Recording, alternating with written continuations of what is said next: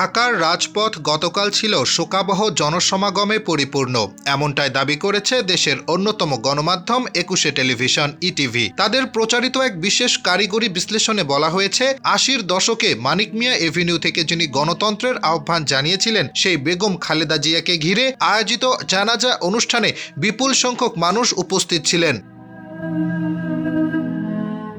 ২১শে টেলিভিশনের তথ্যমতে সংসদ ভবনের দক্ষিণ প্লাজা থেকে শুরু করে মানিক মিয়া এভিনিউ, ধানমন্ডি, ফার্মগেট ও কারওয়ান বাজার পর্যন্ত বিস্তৃত এলাকায় তৈরি হয়েছিল এক বিশাল জনসমুদ্র।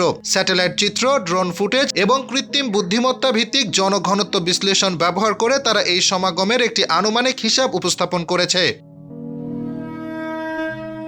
ইটিভি এর বিশ্লেষণে জানাজার উপস্থিতিকে প্রধানত দুই ভাগে ভাগ করা হয়। প্রথম ভাগে রয়েছে সংসদ ভবনের দক্ষিণ প্লাজা, মানিক মিয়া এভিনিউ এবং ফার্মগেট থেকে আসাদ গেট পর্যন্ত প্রায় ৩ লাখ বর্গমিটার এলাকা, যাকে প্রধান জামায়াত এলাকা হিসেবে চিহ্নিত করা হয়েছে। আন্তর্জাতিক মানদণ্ড অনুযায়ী উচ্চ ঘনত্বের ভিড় বিবেচনায় এই অংশে আনুমানিক ১৫ লাখ মানুষের উপস্থিতি ছিল বলে দাবি করা হয়। দ্বিতীয় ভাগে রয়েছে বিজয় সরণি, খামারবাড়ি, কারওয়ান বাজার, পান্থপথ, শেরেবাংলা নগর ও মোহাম্মদপুরমুখী সড়কগুলো, যেখানে স্থান সংকুলান না হওয়ায় মানুষের চলমান সমাগম অব্যাহত ছিল। প্রায় ৫,৩৩,০০০ বর্গমিটার এলাকায় বিস্তৃত এই অংশে আরও আনুমানিক ১৫ লাখ মানুষ অবস্থান করছিলেন বলে বিশ্লেষণে উল্লেখ করা হয়।